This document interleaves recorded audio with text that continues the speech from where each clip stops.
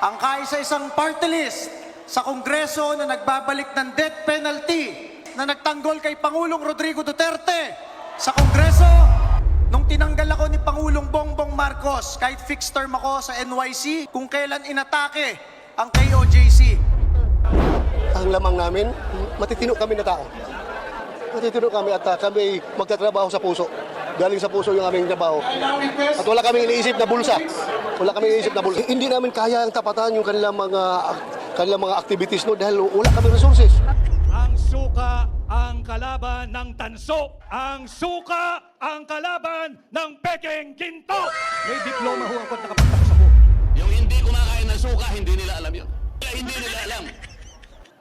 Sapagkat karamihan sa kanila na-involved sa korupsyon.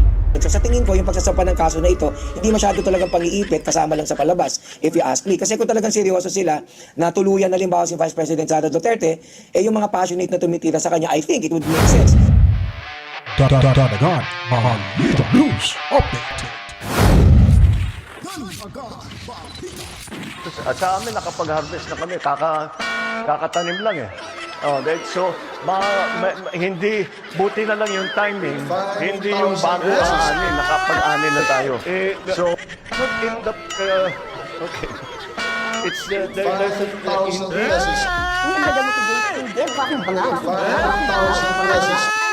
Or should I say milyonaryo? Sama-sama tayo, babago mo. Milyonaryo.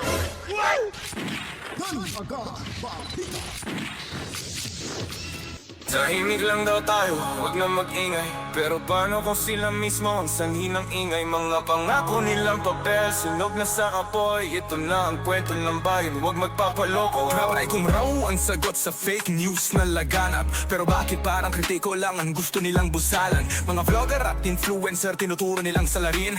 Pero sa mga galawan nila, hindi tayo pwede manahimik na lang. O ang mga politiko na akala mo'y banal, puno ng korupsyon, kalawan ay scam, sila nga'y kapangyarihan, sila rin ang huwad. Huwag nila tayong takutin dahil ang bayan ay galit. Ayaw nilang mapuna, kunwaring totoo, pero nakalibing sa proyekto ang perang ninakaw sa tao. Kung fake news ang problema, laban tayo dyan. Pero sinong maghuhusga sa mga buwayang gahaman? Ay kung hindi nyo matitig ko mga bibig. Alright, welcome back mga kabalitan. Magandang buhay ho.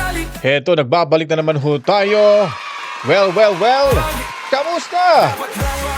At ngayon po ay medyo marami ho tayong pag-uusapan ho ngayon mga kabalitan. So sa hindi pa po nakapag-subscribe, sa wala pa po, pindutin nyo na ang subscribe button ho dyan at ang notification bell.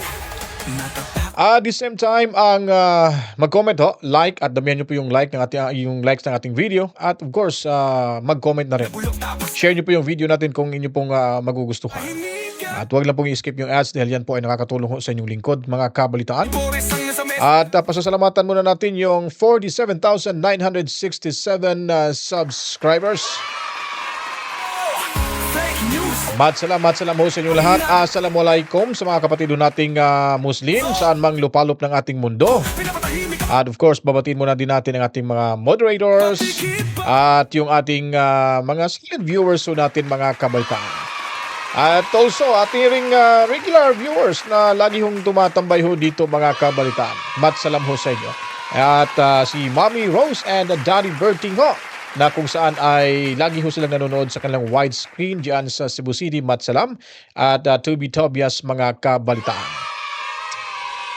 At bago ho dumating yung midterm elections, sana ho makakuha na tayo ng 50,000 subscribers at 100,000 subscribers bago ho matapos ang taong 2025 mga kabalitaan. At yun po ay mag-uumusta lang ako sa inyo kung okay po ba kayo sa ngayon at wala po ba kayong problema. Tayo tuloy-tuloy pa rin ho tayo sa pagbibigay ho update info, mga pangyayari ho sa ating lipunan mga kabalitaan. Ngayon po, kung makikita nyo po, Alianza Derecho Cubeta. Aha. Ano ba yun? Addict, my God. I hate drug test, mga kabalitaan. Bagay rin, no? Bagay rin din. Kay Sara Duterte, God save the Philippines. Diba? So maganda. Tatay Duterte, I am not, I am not a Filipino for nothing, mga kabalitaan. Diba? Napakaganda ho. Pero ito yung sa kanya, my God, I hate drug test. Anyways, ito, tanggalin muna natin tong ating thumbnail. Wow, thumbnail mga kabalitan. Oy, diretso kubeta ho ito yung Makadilaw inidoro to eh. Ito kubeta na lang po mga kabalitan. At tayo po ay yung siyam na senatorial candidates ng PDP Laban, diretso Senado ho tayo mga kabalitan. Okay ba? Thumbs up ba tayo diyan? Sige nga, thumbs up nga kayo bago tayo magsimula mga kabaitan sa ating mga paksaho ngayon. Sige nga, thumbs up nga kayo dyan kung okay ba tayo. Siyam na senatorial candidates ng PDP Laban, diretso sa Senado. Yun ang magandang balita ho dyan. Anyways, dadako tayo dito sa ating pag-uusapan mga kabalitaan. Ito muna tayo, kuha muna tayo ng information dito sa ASPN. Ano ang say ng ano ba to? Ano sa palagay nyo to yung original na titulo dito eh. At pakinggan natin kung anong mga merong makukuha nating impormasyon dito mga kabalitaan. Stories ng ating mga pahayagan ngayon ay yung pagrekomenda ng NBI sa DOJ no na ito sabi niya yung mga piskal tingnan niyo nga ito unanimous decision ng aming investigating team na sampahan siya ng reklamo dito sa DOJ. Titingnan ngayon ng DOJ kung meron silang sapat na ebidensya para sampahan naman ang kaso sa korte. Ano? What do you make of that? Na parang bukod dito sa impeachment trial na kanyang kakaharapin, which might entail yung removal niya from office and perpetual disqualification, ito, criminal case naman ng grave threats at saka inciting to sedition. Attorney, gaano ba kabigat itong mga kaso na ito? Grave threats at saka inciting to sedition. Ano ba ang kaparusahan niyan? Bailable ba yan? Non-bailable ba yan? If found guilty, ano yung kinakaharap po niyang parusa? Well, una sa lahat, bailable yung mga kaso na yan kasi it doesn't carry, kumbaga hindi siya considered na heinous crime. So sa ating jurisdiction, pwede naman siya mag-file dyan ng kanyang bail. Pangalawa, if you ask me, ako lang as a lawyer, medyo manipis kasi yung kaso na yan eh. Of course, the NBI can always recommend to the DOJ. So nasa DOJ na ngayon yung onus. But at the end of the day, tandaan natin, binago na nga din ng DOJ yung kanilang quantum of evidence required. Noong araw, probable cause lang sila. Ibig sabihin ng probable cause, kung feeling nila may ginagawang krimen at itong tao na itong sinasaktan na may kasalanan, so ituloy natin yung kaso. Ngayon, with reasonable degree of conviction, certainty of conviction. Ibig sabihin, hindi ka magsasampa basta ng kaso kung hindi siya convicted. Kung mapapanood mo yung video ni Sara Duterte, sa tingin ko lang, baka maging kulang yun for actually, for Sara to be convicted. So sa tingin ko, yung pagsasampa ng kaso na ito, hindi masyado talagang pang-iipit, kasama lang sa palabas, if you ask me. Kasi kung talagang seryoso sila, na tuluyan na limbawa si Vice President Sara Duterte, yung mga passionate na tumitira sa kanya, I think it would make sense kung pag-aralan nila halimbawa itong paggamit ng intelligence funds, at gamitin itong basihan na halimbawa para magsampan ng kasong plunder o magsampan ng kasong related to corruption.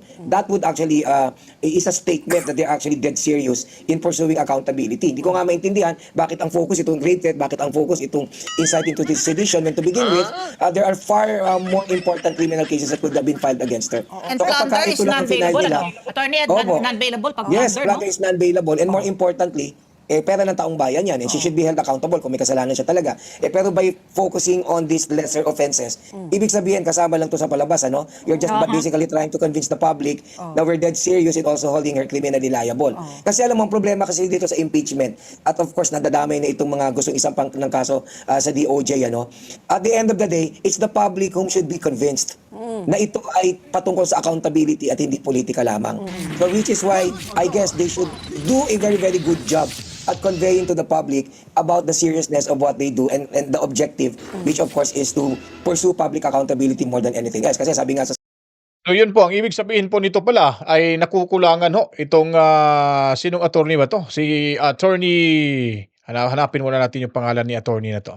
Kasi hindi ko nakita yung pangalan. Basta, itong si attorney mga kabitan, So nakulangan sa substantial evidence, kumbaga kung tatawagin natin yan. At ito ay palabas lang pala. Talaga naman itong ng NBI para lang masabi sa taong bayan na kayo ay kumikilos diyan Kasi laging nakaupo At saka ito ay talagang may basbas rin sa kanilang amo diyan mga kabalitaan.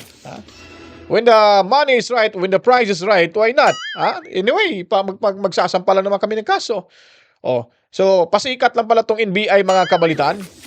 Pasikat para lang sabihin na talagang sila ay walang kinikilingan, walang kinakatakutan at talagang tatablahin ho talaga nila itong si VP Sara Duterte.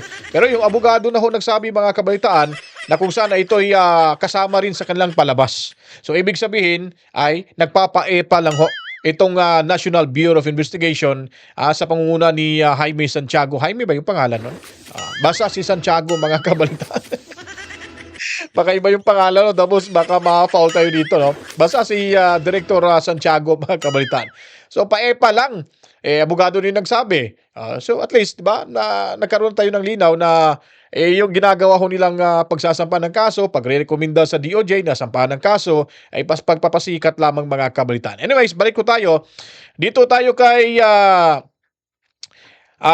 Julius Babaw, no, sa One News 5. So, pakinggan natin dahil ayon pa nga sa kanya mga kabalitaan na itong paano ba natin sabihin to? Parang may buwelta yata no?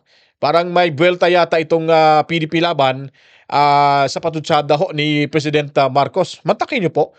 Minamalit niya lang po yung line-up ni Tatay Digong Duterte na kuno pinabili lang ng suka tapos nagkaroon na ho ng Certificate of Candidacy. Siya nga, di ba? Nagpapasikat nga siya Pinagmamalaki nga niya na siya ay graduado sa isang Harvard University yata yon. Sa mga Harvard University, hindi nga nakapagtapos ng pag-aaral ang ano lang dito sa kanya, magaling lang mag-English, sabi ni Tatay Digong Duterte. Kung diploma ho, credential, wala akong ipakita ito.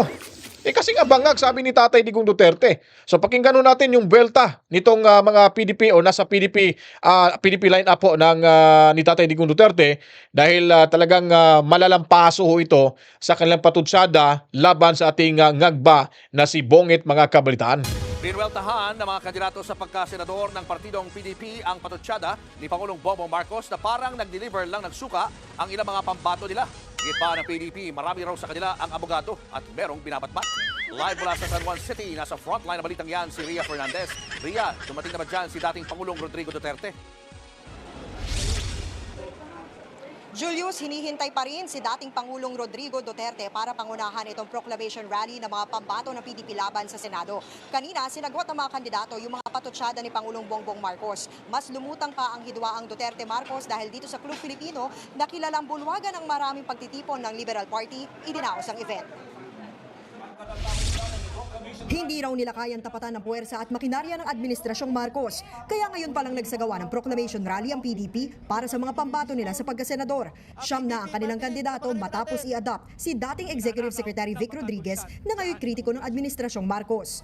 Sa paglatag ng mga plataforma, hindi nila pinalampas ang patutsada ni Pangulong Bongbong Marcos na parang pinag-deliver lang daw ng suka ang ibang kandidato.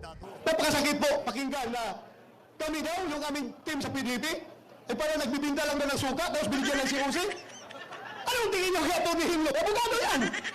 Ang suka ang kalaban ng tanso. Ang suka ang kalaban ng pekeng ginto. May diploma ho ako at nakapagtapos ako ng kolehiyo. Alam natin kung bakit napakataas ng pangunahing bilihin sa ating bansa. Yung hindi kumakain ng suka, hindi nila alam yun. Hindi nila alam. Sapagkat karamihan sa kanila na-involve sa korupsyon. Iginit din nila kung bakit silang lahat ay dapat manalo sa harap ng nakabimbing impeachment trial laban kay Vice President Sara Duterte. Gusto niyo bang matanggal si VP Sara? Ipanalo niyo ang mga senador namin. Si dating Pangulong Rodrigo Duterte ang panauhing pandangal sa proclamation rally na idinao sa Club Filipino sa San Juan City. Sa loob ng maraming panahon, saksi ang Club Filipino sa mga pagbabagong humubog sa kasaysayan ng bansa. Isa na riyan ang panunumpa bilang Pangulo noon ni Corazon Aquino, dito rin madalas sa mga pulong ng Partido Liberal. Pero sa araw na ito, pulat-asul na kulay ng PDP laban ni dating Pangulong Rodrigo Duterte ang nangingibabaw, hindi dilaw. Sa panayam sa media, dinepensahan ni De La Rosa ang tokhang kampanya, pati ang pagiging pro-China umano ng kanilang partido kasunod ng kumakalat na larawang nakipagpulong ang kanilang mga opisyal sa Chinese Communist Party sa isang hotel sa Pasay.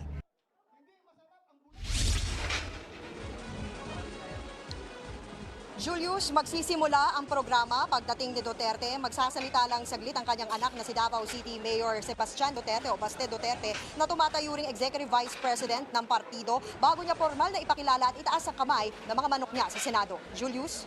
Maraming salamat, Ria Fernandez.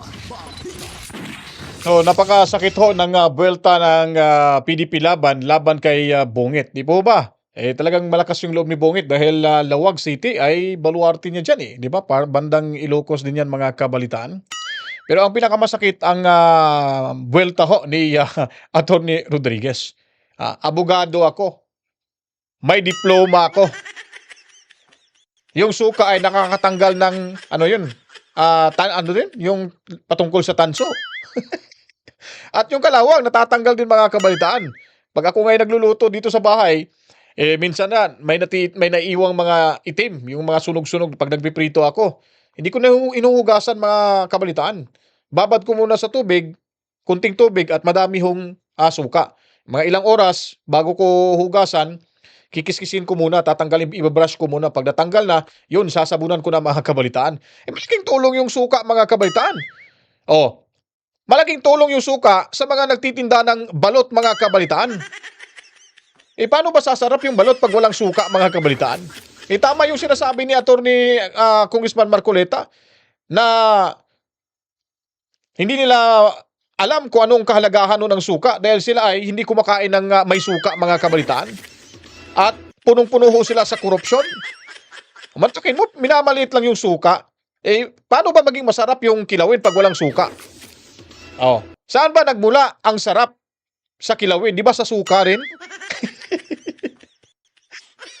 Kasi palibasa sila ay hindi lang natitikman yung lutong suka. Hindi nga siguro yung kumakain ng kilawin eh. Ang masaklap lang doon, siya yung nagbabatikos sa partido ng ni Tatay Digong Duterte ay mismo sa sarili niya ho, itong si Bungit, wala nga hindi nga tapos yung wala nga diploma. Although nakapag-aaral siya sa prestihosong mga paaralan mula sa Europa, hindi nakapagtapos. Tapos lakas loob pang magsabi na yung iba dyan, bumili lang suka, tapos may COC na daw mga kabalitaan. Ikaw, ba't ka ba tumakbo? Lahat ng mga nasa linyada ho ni Tatay Digong ay puro mga diplomado ho yan. May mga abogado ho yan dyan. Di po ba mga kabalitaan? Sino bang abogado dyan sa inyo? Ang tanong ho natin, yung mga kaalyado niya. May abogado ba dyan? Parang wala ako na si Senator Coco Pimentel. Parang hindi rin. Hindi rin tumakbo yata si Senator Coco Pimentel. May isa nga dyan gumagamit ng fake identity. Yung mga patama niya ho, mga kabalitaan, ay bumabalik lang ho sa kanyang partido. Talagang noong time na yon ay bangag na bangag talaga. High na high mga kabalitaan. High na high sa kanyang ambisyon na para talagang ilusyonado itong si Bungit mga kabalitaan. Anyways, kalimutan na natin kasi yung patutsada ng PDP laban ay sagad hanggang buto yun mga kabalitaan. Dito, panoorin natin to ang mata ng agila.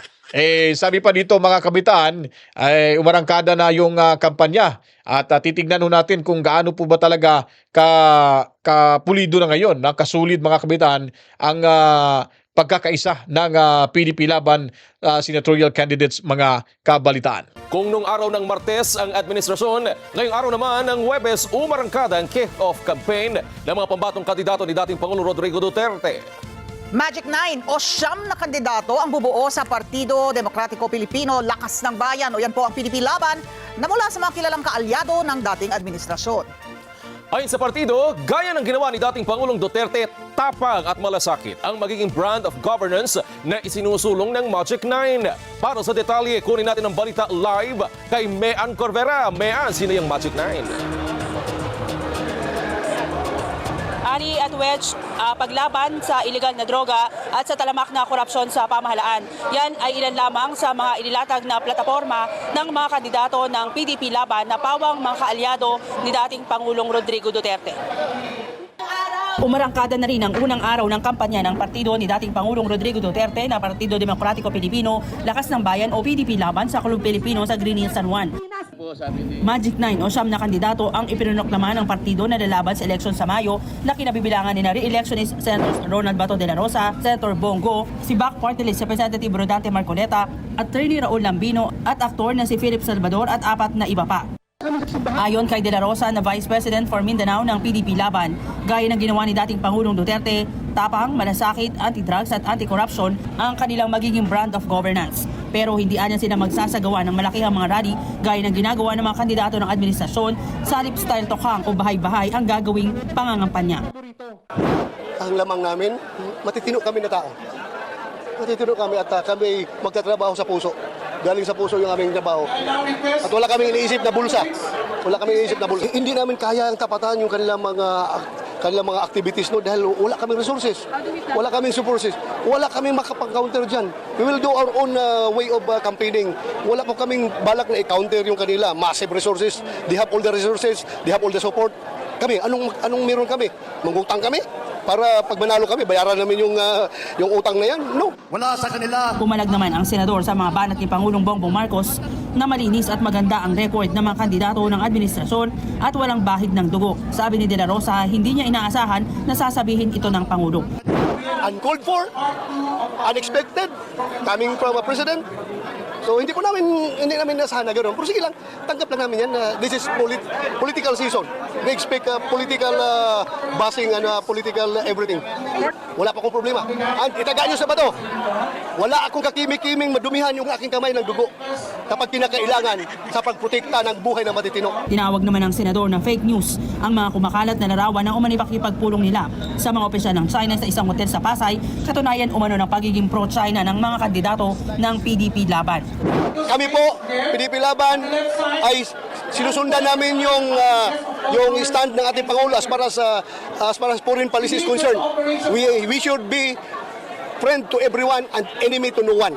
Yan po ang sinusundan namin na stand, yung stand ng aming party chairman. Isa lang ang kanyang mensahe sa administrasyon. Go ahead, kung anong gusto niyo, go ahead, you fire your bullets and we will defend ourselves. Gusto niyo? Okay lang, go ahead. Hindi naman namin sila mapipigilan. Switch sa mga oras na ito, panauhing pandangan. Ngayon po, so kung maririnig po yung sinasabi ni Senador Bato de la Rosa, di ba? Nakakaanting ng puso. Wala ho silang makinarya, hindi ho nila pwedeng matapatan kung ano hong, kumbaga, yung napaka-bungacious ng kick-off rally ho ng administrasyon ngayon. So wala ho silang may papakitang pantapat ho nun. Kasi nga, wala silang kapera-pera. So mga kabalitaan, kung tayo po ay kailangan at gusto talaga natin makamtan yung tunay na pagbabago at kasaganahan sa buhay ng bawat mamayang Pilipino at of course, nitong sinasabi ho nating kapayapaan, ay it's about time na mga kabaitaan na magkakaisa ho tayo sa pamamagitan ho ng ating iboboto na diretso sa Senado yung siyam ho na senatorial candidates mga kabaitaan. Kung hindi nyo po o kung hindi nyo kaya si Sara Duterte na may tsapwera, ma-impeach, so ito na yung pagkakataon na magtulungan ho tayo.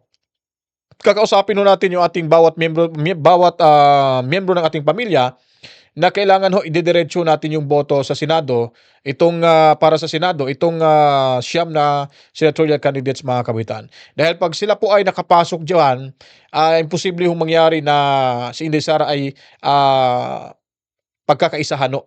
Kasi andyan na ho sila eh. Sila na mismo ang tutulong kay Inday Sara Duterte. Kasi pag inayaan natin ito mga kabitan na magwagi itong si Tamba, magwagi yung kanyang mga alipores dyan sa kamarang mga buhaya, ay wala na ho talaga tayong patutunguhan. Magiging kawawa ho talaga ang ating inang bayan. Hindi lang ho tayo magiging kawawa. Di bali na sa atin ho. Kasi itong laban na to ay laban ho talaga para sa susunod na mga henerasyon pa natin sa ating pamilya. Hindi para lang sa ating sarili. Ito hindi na to talaga para sa ating sarili. Para na ito sa mga susunod na henerasyon. Kaya kung gusto nyo na hindi nila ma-experience yung mga pinaglalaban ho natin, ngayon pa lang, sa election pa lang, dito na ho tayo o dito na ho natin sisimulan ang pagkakaisa ho. Nagawa nga natin sa panahon ni Tatay Digong Duterte, di po pa. Walang makinarya itong si Tatay Digong Duterte, although may mga donations, pero hindi ho sapat. Pero tingnan nyo po anong lumabas. Napakaganda ho at tuloy po ang laban sa illegal drugs, war on drugs, pag nanalo si Bato de la Rosa. Pag makuha na ho natin sa mga Duterte, itong Malacanang ay sigurado ho, may kalalagyan ho ang bumalik sa illegal na drogas, may kalalagyan itong mga buwaya sa Kongreso, lalo na ho itong mga pumirma. Dahil nakikita ho natin, hindi na ho ito may pagkakaila, what I mean is hindi na ito may pagkakaila na walang kasamang bayaran ho dito. Although not literal na bayaran, pero dinadaan ho nila kasi sa ayuda-ayuda. Si Frasco, umami na, takot siyang ma-zero budget yung kanyang lalawigan dyan sa Liloan. Baka maubos yung proyekto na hindi na ho nila maipagpatuloy ito. Duda ko, kaya concerned siya sa proyekto, pumirma ho siya dahil sa ayuda, baka maputol ho yung kickbacks ho nila dyan sa Liloan. At ito namang si Yu, Yu ba yun? Uy, si Uy pala. At ito namang si Kagas. At itong si Adyong ay maraming galit ho ng mga kasamahan nating mga Muslim Moro ano bang ito? Bangsa Moro rather na galit ho sa kanya ngayon mga kabaitaan. Kaya it's about time na magtutulungan ho tayo for the sake na lang ho sa ating Vice Presidente at for the sake ho sa kinabukasan ng ating inang bayan. Dahil pag sila ay nananatili talaga, mark my word mga kabaitaan, hindi natin alam kung saan tayo tutungo. Wala na tayong boses. Magiging martial law na ho ito. Kasi nagagalit sila pag sila ay binabanatan. Pag pinupuna ho sila, ay kakasuhan, ikukulong, i-cite in contempt, ipapatawag sa Kongreso, at kung ano-ano pa mga kabaitan. Kaya tayo ay mag-isip ng mabuti at tayo ay kailangan, of course, sabayan na rin natin sa pagpapanalangin upang, siyempre, wala naman sigurong masama kung manalangin ho tayo para sa magandang kinabukasan, ikabubuti ng ating bansa. Di po ba? Nakikita naman natin, si Sara ay siya talaga ang magdadala ho sa ating bansa na uunlad muli sa pamamagitan ng kanyang liderato, mga kabalitaan. So sa puntong ito, atin namang panoorin at pakikinggan itong si Mayor Baste Duterte. Meron ho siyang meron ho siyang mga sinasabi, parang binabalatan ho niya dito si Marcos mga kabaitan, yung Marcos administration. Ito, panoorin ho natin. Nakamamahal na Pangulo at Chairman ng Partido Demokratiko Pilipino, Pangulong Rodrigo Roa Duterte, sa lahat ng mga kasapi ng PDP, mula sa mga opisyal at mga miyembro sa buong Pilipinas, sa ating mga kapwa Pilipino, isang makasaysayang araw sa ating lahat. Taos puso ako nagpapasalamat sa bawat isa sa inyo sa patuloy na pagtitiwala sa Partido Demokratiko Pilipino at sa mga advokasya na ating ipinaglalaban. Isang malaking karangalan na makasama kayo sa hatikain iangat ang ating bansa at ang buhay ng bawat Pilipino. Ang PDP ay maninindigan hindi lamang para sa atin ang dirito ngayon, kundi para sa bawat Pilipino na siyang tunay na lakas at pundasyon ng ating partido. Higit 4 na dekada ang nakaraan na buo at nanindigan ng PDP laban upang tutulan ang mapang-abusong rehimeng Ferdinand Marcos Sr. Ngayon, ang buhay at kinabukasan ng mga Pilipino ay nalalagay na naman sa alanganin. Habang nagsusumikap tayong humakbang patungo sa isang maunlad na bukas, ay pilit naman tayong hinihila pabalik ng administrasyong ni Ferdinand Marcos Jr. sa isang mapang-abuso at mapagmalabis na pamahalaan. Minsan na nating naipakita at napatunayan na kaya nating ayusin ang sistema ng ating pamahalaan sa pamumuno ni Pangulong Rodrigo Duterte. Pinatunayan natin na kaya nating magsilbi sa bayan na may disiplina, sa sarili, walang kalabisan at walang pang-aabuso lalo na sa pera ng taong bayan. Huwag nating sayangin ang mandato na ibinigay sa atin ng ating mga kababayan. Huwag nating sayangin ang mga buhay na itinaya ng ating mga kapwa Pilipino, lalo na ng mga pulis at sundalo, para lamang maipaglaban ang kapayapaan at kalayaan ng ating bansa. Bilang mga lingkod bayan, tungkulin nating ibigay sa mga Pilipino ang buhay na masagana, bansang mapayapa, at lahing maipagmamalaki sa buong mundo. Bilang mga tunay na kasapi ng PDP at boses ng mga Pilipino, patuloy tayong makikilahok, magsasalita, at makikipaglaban. Mga kapatid, nagsisimula pa lamang tayo. Mahirap at mapanganib man ang landas na ating tatahakin, hindi ito mapapawi ang nagliliyab nating mga damdamin para sa isang mapayapa at maunlad na bansa. Hindi tayo uurong, patuloy tayong hahakbang para sa karangalan ng mga Pilipino at ng buong Pilipinas. Walang makakapigil sa atin kapag tayo ay magkakaisa at buong pusong mag-aalay ng ating buhay para sa kinabukasan ng ating pinakamamahal na bayan. Ipaglaban natin ang kinabukasan ng mga kabataan. Ipaglaban natin ang kapayapaan. Ipaglaban natin ang malinis, tapat at makatao na pamahalaan. Ipaglaban natin ang ating bayan. Mabuhay ang PDP! Mabuhay! Mabuhay ang Pilipinas! Mabuhay! Mabuhay ang Pilipino! Mabuhay! Maraming salamat. Alright, sa oras na ito mga kabitan ay atin naman hong pakikinggan ang buwelta ni Chairman Ronald Cardema ng Duterte Youth Party List mga kabitan. Dahil siya po ay isa rin sa biktima o nabiktima ng diyan sa Kamara ni Tambaloslos at itong si Bonget, yung ating Pangulo mga kabitan. Dahil alam ho nila na talagang solid supporter ho ito at sumusuporta talaga ng lunod patay, ika nga, sa mga Duterte mga kabitan. Ito po, pakinggan at panoorin natin yung buwelta ni Chairman Ronald Cardema. Ng Duterte Youth Party List, Chairman Ronald Cardema. Magandang hapon po sa inyong lahat. Ako po si Chairman Ronald Cardema ng Duterte Youth Party List. Ang kaisa-isang party list sa Kongreso na lumalaban sa mga makakaliwang grupo. Ang kaisa-isang party list sa Kongreso na nagbabalik ng death penalty para sa mga kriminal, dorogista at NPA na terorista. Ang kaisa-isang party list na nagtanggol kay Pangulong Rodrigo Duterte sa Kongreso at sumama kay Vice President Sara Duterte sa Kongreso. At kung maalala ninyo, sa 300 na kongresista ng bansa, isang Duterte Youth Party List sa aapat lamang na bumoto na ma-retain ang SMNI channel sa ating bansa. Ganun po ang aming paninindigan sa Duterte Youth Party List na kahit nag-aalisan na lahat ng kongresista, kami ay naninindigan para sa aming kaibigan, ang susunod na senador, number 53, Pastor Apollo Tibuloy. Alam niyo, nung tinanggal ako ni Pangulong Bongbong Marcos, kahit fixed term ako sa NYC, as NYC chairman, yun rin ang linggo kung kailan inatake ang KOJC.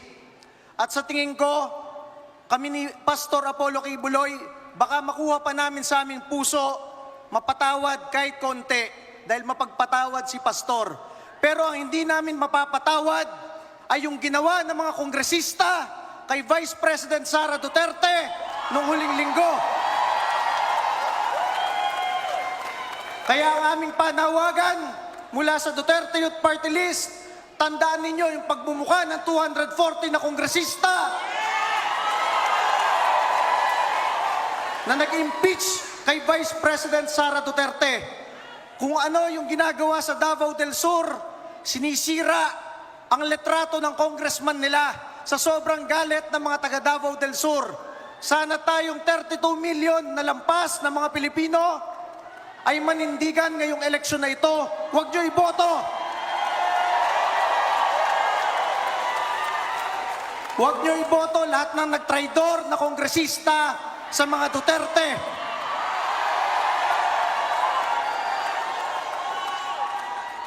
Ang Pangulong Duterte lamang at ang Vice President Sara Duterte ang nagpoprotekta sa ating lahat mula sa mga kriminal, dorogista at terorista.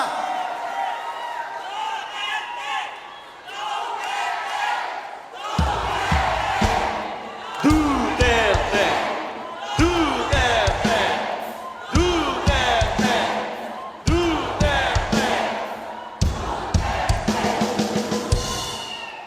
Kaya ang ating panawagan, kailangan protektahan natin ang Pangulong Rodrigo Duterte at ang ating Vice President Sara Duterte.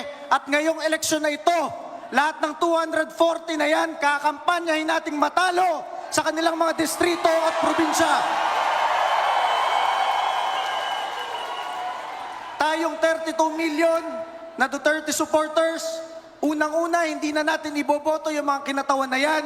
At pangalawa, lahat ng mga neutral, ating mga kapitbahay, kababayan, kakampanyahin pa natin na wag iboto yung mga traidor at walang utang na loob ng mga kongresista na yan.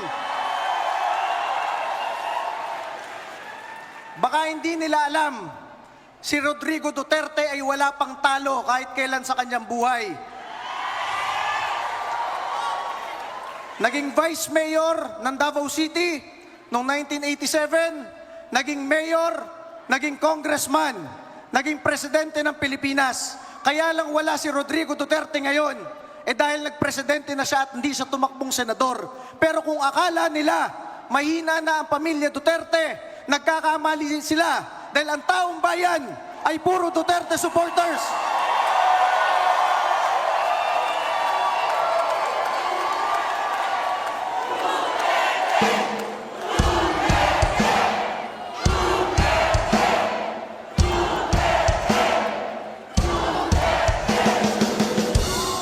Kaya ang aming panawagan ngayong eleksyon na ito, iboto ninyo ang mga kaalyado ng Pangulong Duterte na naririto sa harap at iboto ninyo ang mga senador ni Pangulong Duterte para mapagtibay ang pagbabalik sa Malacanang ni Sara Duterte.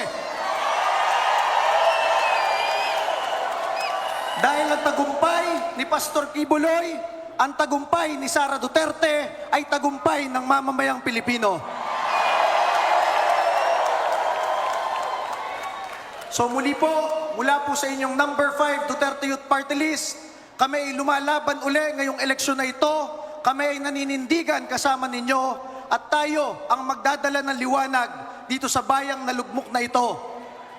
Muli po, maraming salamat at masabi natin, tatag lang, tatag lang. Maraming salamat po. Yeah, yeah, yeah. Listen up now, truth must play. Taxpayers' money they give away, but whose hands hold the strings today? They call it aid, they call it care, but the speaker's game is far from fair. 7 million for loyalty shown, but it's not his money, it's not his own. Congressmen line up, they bow and they grin, trading their honor just to cash in. 2 sorties later, 42 million's the score. Public funds turn to political gain. We say no, no, no to the 777 crotch scheme. Taxpayers go, it ain't your heaven. This is our money, not your parade. Justice will rise, your power will fade. So mga kabitan, nagbabalik ko tayo at dito nagtapos yung ating reaction video mga kabitan. Kaya po ang paulit-ulit nating sinasabi dyan sa inyo mga kabitan na ang pagkakaisa ho at tagumpay, kapayapaan at yung kapanaluhan ni Inday Sara Duterte maaring mangyari lamang ho yan mga kabitan kung tayo ay magkakaisa. Kaya tulungan ho tayo. Diretso sa Senado ang siyam na senatorial candidates ng PDP Laban. Wag na po, wag nyo na isama yung iba. Basta pag PDP Laban, straight ho tayo, siyam ho yan sila, ipasok nyo po agad sa Senado, boto nyo, ilagay nyo sa inyong mga balota. Makikita nyo naman po yung mga senatorial candidates sa ating screen, no? May mga numero. I-memorize nyo na lang yung numero para hindi kayo malito mga kawitan. Kasi pag itsura yung, yung dadalin nyo or kahit pangalan ay medyo may something, no? Pero mahirap po. Mas maganda numero kasi mabilis lang i-memorize mga kabalitaan. Hindi po ba? Alright, so sana kung nagustuhan niyo po itong ating reaction video ngayon, huwag kalimutan ho mag-subscribe at pinutin ang notification bell. Share niyo po mga kabaitan ang video ito at tamihan niyo po ng likes. Then huwag i-skip yung ads dahil yan po ay nakakatulong sa ating araw-araw, no, paggawa ng vlog, mga kabalitaan. Pasasalamatan natin yung ating mga OFW, Overseas Filipino Workers, na sila ay talagang walang sawang nanonood sa atin. At lalo na yung mga silent viewers, mga kabalitaan. Maraming salamat. Then of course, ating mga moderators at yung ating mga regular na mga viewers at yung 47,975 subscribers. Yun, maraming salamat to. And of course, kay Mami Rose, Daddy Berting, salam sa inyong lahat, mga kabalitaan. Wala ho tayong sapat na oras at ulitin ko sa mga kapatid nating Muslim, masalam, mabuhay ho tayong lahat. Ako po'y magpapaalam na. To God be the glory. Mama, chip chip. Peace out.